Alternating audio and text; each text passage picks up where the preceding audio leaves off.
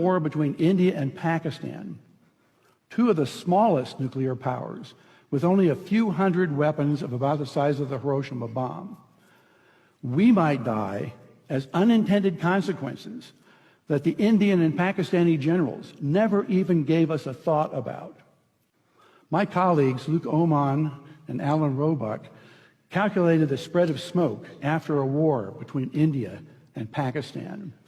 It only takes about 2 weeks for the smoke to cover the entire Earth, and it would rise to altitudes between 20 and 50 miles above the surface. At those altitudes, it never rains. The smoke would stay there for years. This farmer may be in Europe or in the United States, but many thousands of miles from Pakistan and India, is looking at the smoky sky above him and down at the crops that have died in his field from lack of light and cold temperatures.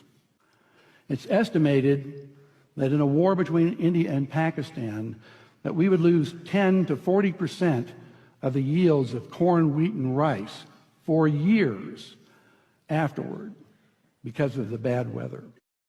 The entire world only has enough food to feed the population for 60 days unless agriculture produces more food.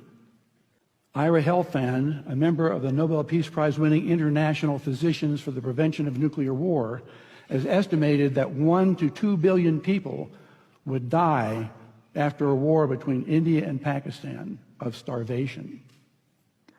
And after a full-scale nuclear war, temperatures would plunge below ice age conditions.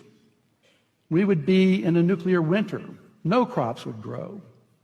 It's estimated that 90% of the population of the planet would starve to death, and civilization would be destroyed. And no one would be safe. Not those in countries with no nuclear weapons, not those in countries that didn't participate in the war, and not those on the other side of the planet from where the explosions occurred. No one